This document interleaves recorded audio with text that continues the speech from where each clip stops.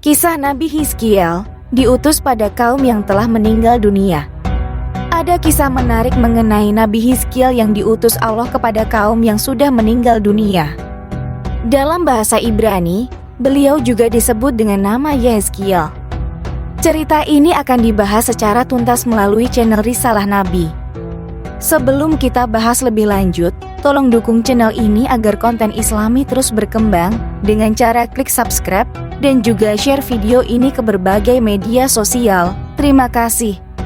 Dikisahkan bahwasannya sosok Nabi Hizkiel diperkirakan hidup di kisaran tahun 591 sebelum Masehi, atau kurang lebihnya sekitar 600 tahun sebelum kelahiran Isa, serta hidup setelah masa Nabi Musa.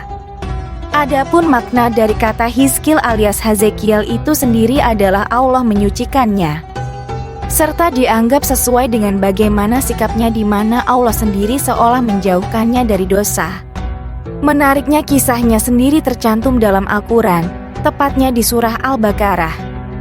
Hanya saja sebagian dari masyarakat Bani Israel menganggap dirinya sebagai sosok yang sakit jiwa. Nabi Hizkiel sempat menjadi pemimpin setelah wafatnya Khalid bin Yufana. Lalu bagaimana kisahnya Nabi Hizkiel diutus kepada kaum yang sudah meninggal? Berkisah pada sebuah daerah bernama Dawirdan atau Azirat dalam bahasa Arab. Lokasinya sendiri terletak dekat Irak. Diketahui di wilayah tersebut terjadi wabah yang begitu mudah menular manusia dengan penyakit ini disebut taun. Kurang lebih, wabah tersebut sendiri dianggap sangat hampir sama dengan COVID-19 di tahun 2019 sampai 2021, sebagaimana yang pernah melanda di seluruh dunia tahun lalu. Namun, wabah tahun ini lebih mengerikan lagi dari virus corona. Karena jika ada seseorang yang tertular di pagi hari, maka pada waktu sore atau malamnya, ia langsung meninggal dunia. Penyakit tersebut semakin menular, banyak penduduk negeri ini yang meninggal dunia. Maka dari itu penduduknya yang sehat berinisiatif untuk hijrah ke tempat lain yang lebih aman dari wabah. Singkat cerita, hingga mereka menemukan lokasi yang cocok berupa lembah yang bersih dari wabah, dengan jumlah yang sangat besar sampai 4.000 jiwa. Ketika itu masyarakat yang berhasil hijrah alias berpindah ke lembah mulai membangun peradaban baru. Diutus pada kaum yang telah meninggal. 4.000 orang yang mengungsi karena penyakit menular tersebut, mereka beranggapan bahwa dirinya kebal dari wabah berbahaya tersebut, serta mereka berasumsi dapat hidup lebih lama lagi karena berhasil keluar dari penyakit mematikan.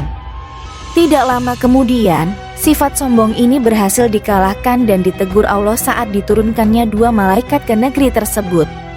Diceritakan, 2 malaikat ini berteriak, suaranya itu sangat menggelegar, melebihi suara petir, hingga mampu memekakan telinga, sampai-sampai membuat semua masyarakat yang ada di lembah ini meninggal dunia akibat kerasnya suara teriakan malaikat. Tapi, ada juga versi cerita lain yang berkembang di masyarakat, yaitu ketika masyarakat mengungsi ke daerah ini, ada yang terinfeksi wabah yang berhasil luput dari pantauan. Bertahun-tahun setelah kematian penduduk setempat, Nabi Hizkiel pun berjalan di kawasan ini. Ketika dirinya memasuki pintu gerbang pemukiman penduduk itu, ternyata beliau mendapati ribuan tulang belulang manusia. Atas izin Allah, dirinya diberikan kesempatan untuk bertanya langsung kepada sejumlah tulang tersebut untuk menyatu kembali. Begitu juga halnya pakaiannya kembali seperti semula. Lalu Allah tiupkan lagi ruh dalam tubuh tersebut. Akhirnya, masyarakat Dawirdan ini kembali hidup. Lalu mereka memberi seruan berupa puji-pujian kepada Allah.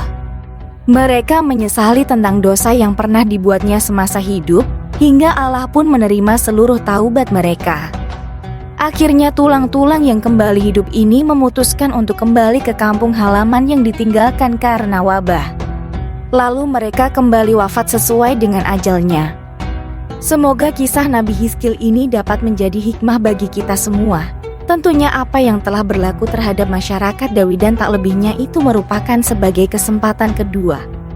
Bagi kita yang masih hidup saat ini, jangan sia-siakan kesempatan untuk selalu beramal soleh dan berbuat baik antar sesama.